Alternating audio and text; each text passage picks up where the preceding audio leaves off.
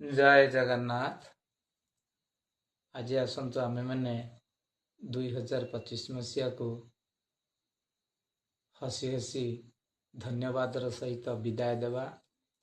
कहीं ना यही 2025 मसीहा आमको बहुत किछि देइछि, जेमती कि किछि दुख देइछि, किछि सुख देइछि, आउ किछि अभूला स्मृति मध्य छाड़ी दे जाइछि। मु एइथिपई कहली जे 2000 मसीहा को धन्यवाद देवा कारण हला जे पर्सनाली ये 2025 मसीह मु तो बहुत किछि दुख भी पाइछि, खुशी भी पाइछि, आ ता सहित सबुठार बड़ जिनस हला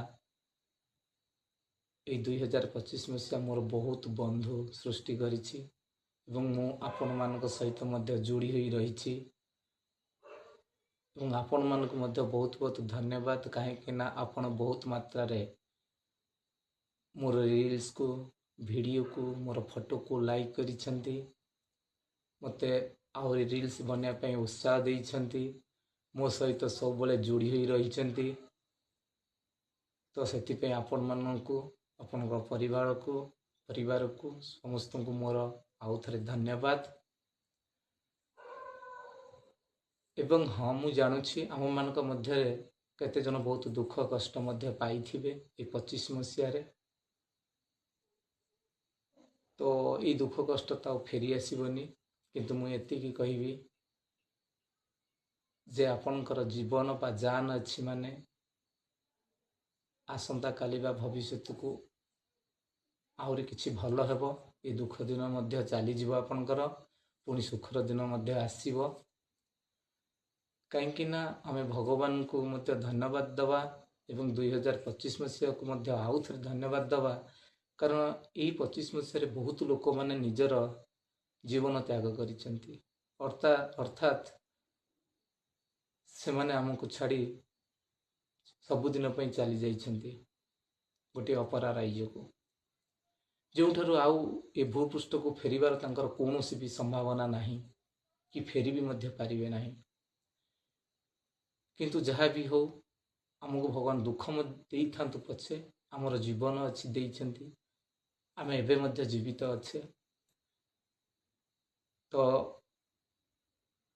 आगु को आहुरी किछु गोटे नुआ करि परिबा आम मन मध्य आमे आशा रखिबा उचित, कारण जीवन अच्छी माने केबे भी आशा हराइबा उचित नुह, कारण सब किछि संभव। तेणु आमे से आशा नेगिरी आमर भविष्य को पुणी गढ़ी तोड़िया चेष्टा करिबा।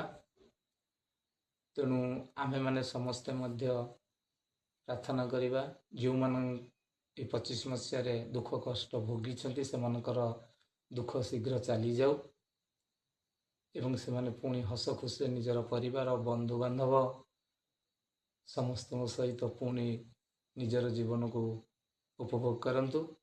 तो ताहले वर्तमाने आमे एकाठी हुई समस्त देश 2025 मसीहा को हसी हसी विदाय देवा। कहीं ना भगवान आ 2025 मसीहा आमको ये पर्यंत ए धरा पृष्ठ रे जीवित करी रखिछंती, जहाँकि आमे